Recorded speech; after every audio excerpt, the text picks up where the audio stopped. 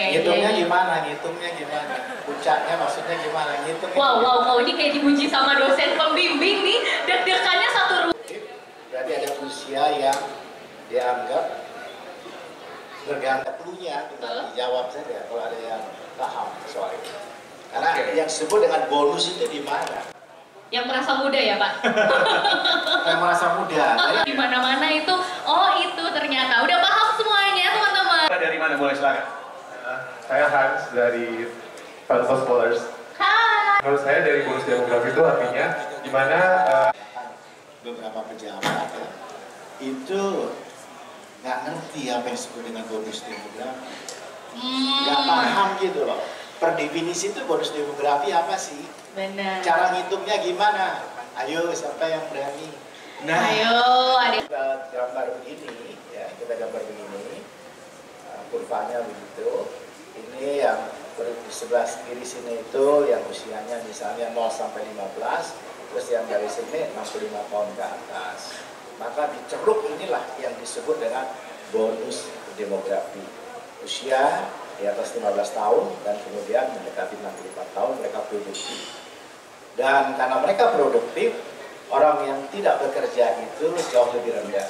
Maka tingkat ketergantungannya lebih baik. Ya. Nah, anak Indonesia itu misalnya pada usia di balitanya itu tidak terkena stunting. Jadi kalau terkena stunting, khawatirnya kita kemudian kehilangan kesempatan karena generasi-generasi yang akan datang yang menggantikan kita itu terganggu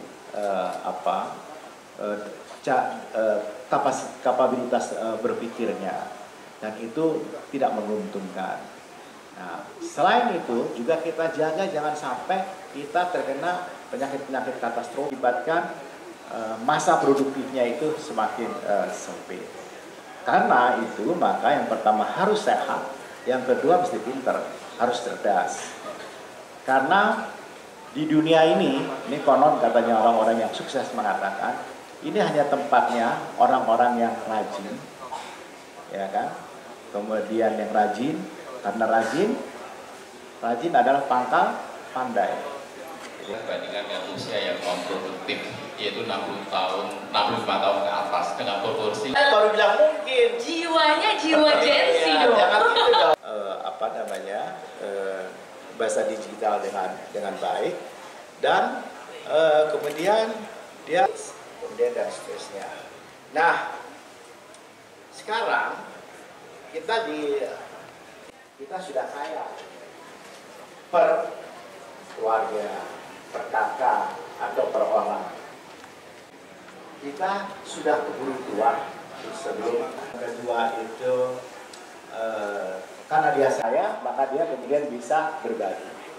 Kayak, nah, kita berharap itulah wajah dari generasi keingintahuan, ya. Bukan cuma di film ya, Pak? Kan, iya, bukan main film.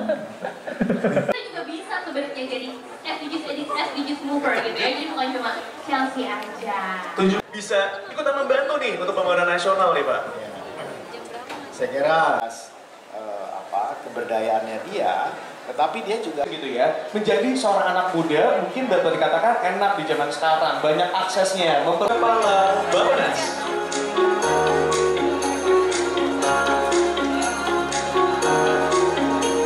Terima kasih banyak sekali lagi kepada Bapak Soeharto sudah Governor of the Special Region of Yogyakarta, Ibu Wiwi, Yunus-Pati, Deputy for Maritime Affairs, and from different line ministries, state institution.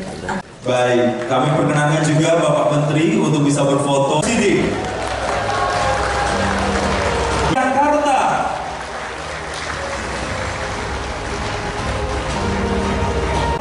Berikutnya atau terbaik yang ketiga yakni Prof. Menteri PPN atau Kepala Bappenas Bapak Suharto. Dapatkan lagi barisannya agar tim dokumentasi bisa mendapatkan.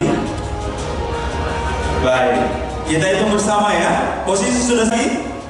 3, 2, 1. Kita berikan tepuk tangan yang paling meriah untuk menerima penghargaan Development Goals SDGs Annual Conference tahun 2020.